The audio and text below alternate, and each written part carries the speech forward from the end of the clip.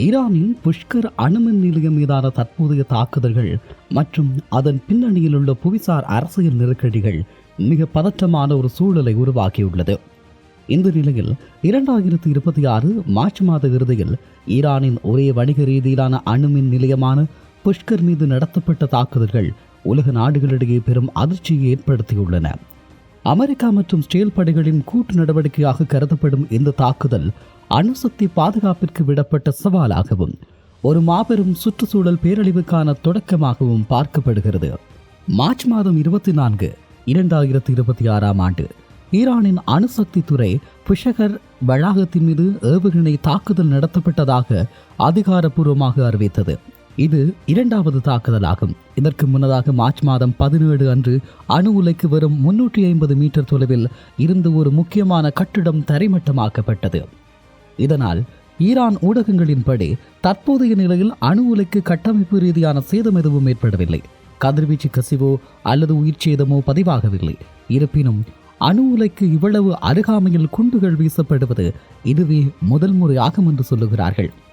அதே நேரம் இந்த தாக்குதல்கள் தற்செயலானவை அல்ல என்பதை அமெரிக்க பாதுகாப்பு செயலாளர் பீட்டர் ஹெக்ஸத்தினுடைய கருத்துக்கள் உறுதிப்படுத்துகிறது. இவர் அமெரிக்காவின் ஈரானுடன் குண்டுகள் மூலம் பேச்சுவார்த்தை நடத்துவதாக தெரிவித்துள்ளார். ஈரானின் வான்படை, கடற்படை மற்றும் ரேடார் அமைப்புகள் ஏற்கனவே பலவீனப்படுத்தப்பட்டுள்ள நிலையில் அவர்கள் அணு ஆயுதத்தை உருவாக்குவதை தடுத்து நிறுத்துவதே அமெரிக்காவின் இறுதி இலக்கு என அவர் குறிப்பிடுகிறார். அதே நேரம் புஷகர் அணுமின் நிலையம் பாரிய விபத்துக்குள்ளானால் அதன் தாக்கம் ஈரானை தாண்டி முழு வளைகுடா பிராந்தியத்தையும் பாதிக்கும். அதே நேரம் அணு உலை உருகுதல், அணு உலையின் மையப்பகுதி நேரடியாக தாக்கப்பட்டால் அல்லது அதன் குளிர்விக்கும் அமைப்பு மின்சார துண்டிப்பால் செயலிழந்தால் செர்னோபில் அல்லது புகுஷிமா போன்று ஒரு மாபெரும் அணு விபத்து ஏற்படும். பல்லாயிரக்கணக்கான கிலோகிராம் அணுக்கரு பொருட்கள் அங்கு சேமிக்கப்பட்டுள்ளன. கதிர்வீச்சு கசிவு ஏற்பட்டால் காற்று மற்றும் கடல் நீரின் மூலம் அண்டை நாடுகளுக்கு மிக வேகமாக பரவும். இப்படியான ஒரு நிலையில் வளைகுடா நாடுகள், அதாவது கத்தார், பஹ்ரைன், ஐக்கிய அரபு அமீரகம் மற்றும் சவுதி அரேபியா தங்களுடைய குடிநீர் தேவைக்காக கடல் நீரை நன்னீராக்கும் நிலையங்களையே முழுமையாக நம்பியுள்ளன. புஷகர் வளைகுடா கடற்கரையில் அமைந்துள்ளதால் கதிர்வீச்சு கடல் நீரில் கலந்தால் மில்லியன் கணக்கான மக்களின் குடிநீர் ஆதாரம் நஞ்சாகிவிடும். இது ஒரு தீர்க்க முடியாத மனிதாபிமான நெருக்கடியை தோற்றுவிக்கும் என்று சொல்லுகிறார்கள். இந்த நிலையில் சர்வதேச அணுசக்தி முகமை தலைவர் ராஃபேல் கிராசி இந்த இராணுவ நடவடிக்கைகள் குறித்து மிகுந்த கவலை தெரிவித்துள்ளார். அணுமின் நிலையங்கள் போர் மண்டங்களாக மாற்றப்படக்கூடாது என்ற சர்வதேச விதிமுறைகளை மதிக்க வேண்டும் என அவர் வலியுறுத்துகிறார். ஈரானின் அணுசக்தி திறனை முடக்குவது என்ற பெயரில் மேற்கொள்ளப்படும் இந்த தாக்குதல்கள் ஒட்டுமொத்த மத்திய கிழக்கையும் ஒரு அணுசக்தி மயானமாக மாற்றும் அபாயத்தை கொண்டுள்ளன. தூதரக ரீதியிலான பேச்சுவார்த்தைகள் தோல்வியடைந்து குண்டுகள் மூலமான பேச்சுவார்த்தை முன்னெடுக்கப்படுவது உலக அமைதிக்கு விடுக்கப்படும் பெரும் அச்சுறுத்தலாகும். இந்த நிலையில் புஷகர் அணுமின் நிலைய தாக்குதல் தொடர்பான மிகவும் தீவிரமான கவனிப்புகள் இடம்பெற்றுக் கொண்டிருக்கிறது. ஒன்று, IAEA எனப்படும் அணுசக்தி முகமையினுடைய இயக்குனர் ஜெனரல் ராஃபேல் கிராசி வெளியிட்டிருக்கக்கூடிய சமீபத்திய அறிக்கையின்படி மார்ச் மாதம் 17 மற்றும் 24 ஆகிய திகதிகளில் நடந்த தாக்குதல்களில் ஏவுகணைகள் அணு உலைக்கு மிக அருகில் சுமார் 350 மீட்டர் தொலைவில் விழுந்துள்ளன.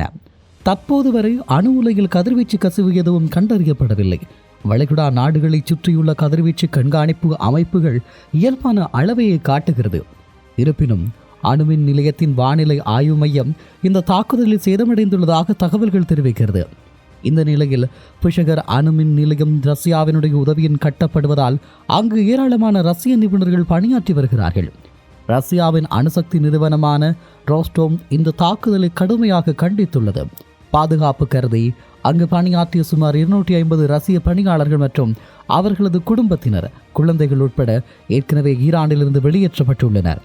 சுமார் 480 ரஷ்ய பணியாளர்கள் மட்டுமே அங்கு தங்கியுள்ளனர்.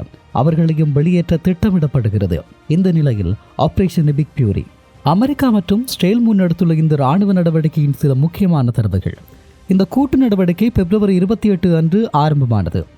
அமெரிக்கா இதனை ஆபரேஷன் பிக் ஃபியூரி என்றும் இஸ்ரேல் ரோரிங் லயன் என்றும் அழைக்கின்றது. இந்த தாக்குதலின் முக்கிய நோக்கம் ஈரானின் அணு ஆயுத கனவை முடக்குவது மற்றும் ஆட்சி மாற்றத்தை ஏற்படுத்துவது என்று அமெரிக்க தரப்பில் தெரிவிக்கப்படுகிறது. வளைகுடா நாடுகளினுடைய அச்சம். இந்த தாக்குதலால் ஈரான் மட்டுமல்லாது அண்டை நாடுகளும் பெரும் பதற்றத்தில் உள்ளன. குடிநீர் பாதுகாப்பு. வளைகுடா நாடுகள் தங்கள் குடிநீருக்கு கடல் நீரையே நம்பியுள்ளன. புஷக்கரில் ஏதேனும் விபத்து ஏற்பட்டால் கதிர்வீச்சு கடல் நீரில் கலந்து அந்த நாடுகளின் ஒட்டுமொத்த குடிநீர் விநியோகமும் முடங்கும் அபாயம் உள்ளது. இந்த நிலையில் ஒருவேளை அணு உலை உருகினால் அதன் தாக்கம் புகுஷிமா விபத்தை விட மோசமாக இருக்கும் என நிபுணர்கள் எச்சரிக்கிறார்கள். இந்த நிலையில் இந்த தாக்குதலால் சர்வதேச சந்தையில் எண்ணெய் விலை அதிகரித்துள்ளது குறித்து தகவல்கள் மிகப்பெரிய அளவிலே பரவலாகிக் கொண்டும் இருக்கிறது. இப்படியான ஒரு சூழலில் அணுசக்தி பேரழிவின் விளிம்பில் ஒரு பிராந்தியம். புஷகர் அணுமின் நிலையம் மீதான இந்த தாக்குதல்கள் வெறும் இராணுவ நடவடிக்கை மட்டுமல்ல, அவை ஒட்டுமொத்த மத்திய கிழக்கு பிராந்தியத்தின் உயிர் நாடியுடன் விளையாடும் ஒரு அபாயகரமான சூதாட்டமாகும். ஈரானின் அணுசக்தி திறனை முடக்குவது என்ற பெயரில் ஒரு மாபெரும் சுற்றுச்சூழல் மற்றும் மனிதாபிமான பேரழிவுக்கான கதவை உலகம் திறந்துவிட்டுள்ளது. இந்த நிலையில் அமெரிக்கா மற்றும் இஸ்ரேலினுடைய குண்டுகள் மூலம் பேச்சுவார்த்தை என்கின்ற அணுகுமுறை சர்வதேச சட்டங்கள் மற்றும் அணுசக்தி பாதுகாப்பு மரபுகளை முற்றிலுமாக தகர்த்து எறிந்துள்ளது.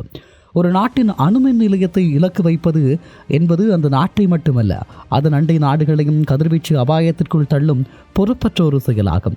இந்த நிலையில் அணு உலையின் மையப்பகுதி சிதைக்கப்பட்டாலோ அல்லது அதன் குளிர்விக்கும் அமைப்பு செயலிழந்தாலோ ஏற்படும் விளைவுகள் பல்லாயிரம் ஆண்டுகளுக்கு மாறாத வடுக்களை ஏற்படுத்தும். செர்னோவில் மற்றும் புகுசிமா நமக்கு கற்றுத்தந்த பாடங்கள் இன்னும் மறையாத நிலையில் மற்றொரு அணு உலை உருகுதல் நிகழ்ந்தால் அது வளைகுடா நாடுகளை குடிநீர் ஆதாரத்தையும் கடல்சார் வாழ்விடங்களையும் முற்றிலுமாக நாசமாக்கிவிடும். இந்த போர் எச்சரிக்கை சூழல் தூதரக பேச்சுவார்த்தைகளின் தோல்வியை காட்டுகிறது. அணுமின் நிலையங்கள் போர் முனைகளாக மாற்றப்படும் போது எதிர்காலத்தில் எந்த ஒரு நாட்டின் மின்சார கட்டமைப்பும் பாதுகாப்பானது அல்ல என்ற அச்சத்தை உலக நாடுகளிடையே விதைக்கிறது. இறுதியாக ஈரானின் அரசியல் மற்றும் இராணுவ நிலைப்பாடுகள் எதுவாக இருந்தாலும் அணு உலைகள் மீதான தாக்குதல் என்பது மனித குலத்திற்கு எதிரான ஒரு குற்றமாகவே கருதப்பட வேண்டும்.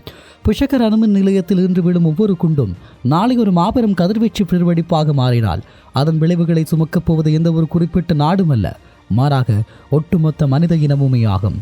வல்லரசு நாடுகளின் இந்த அபாயகரமான விளையாட்டு ஒரு மாபெரும் அமைதி பேச்சுவார்த்தையின் மூலம் உடனடியாக நிறுத்தப்பட வேண்டியது காலத்தின் கட்டாயமாகும். பொறுப்பற்று தங்களுடைய அதிகார பலத்தை நிரூபிப்பதற்காகவும் தங்களுடைய அதிகார மமதையை வெளிப்படுத்துவதற்காகவும் தங்களுடைய செல்வாக்கு இந்த இடங்களில் மேலோங்க வேண்டும் என்பதற்காகவும் இவர்கள் நடத்துகின்ற இந்த போர் விளையாட்டு என்பது அவர்களுக்கு ஒரு விளையாட்டாக இருக்கலாம். ஆனால் நம்மை போன்ற ஒவ்வொருவருக்கும் நம்முடைய வாழ்வின் மீது கொடுக்கப்படுகின்ற மிகப்பெரிய ஒரு மரணடியாகும். ஆகவே மத்திய கிழக்கினுடைய நிலைத்தன்மையையும் இந்த உலகத்தினுடைய எதிர்கால பாதுகாப்பையும் நிலைநிறுத்த உடனடியான பேச்சுவார்த்தைகளும் அமைதிக்கு திரும்புகின்ற வழிமுறைகளையும் உலக நாடுகள் வலியுறுத்த வேண்டும் என்பதே இப்போது இருக்க வேண்டிய மிக அபாயகரமான கட்டத்தினுடைய நிலைப்பாடாகும்.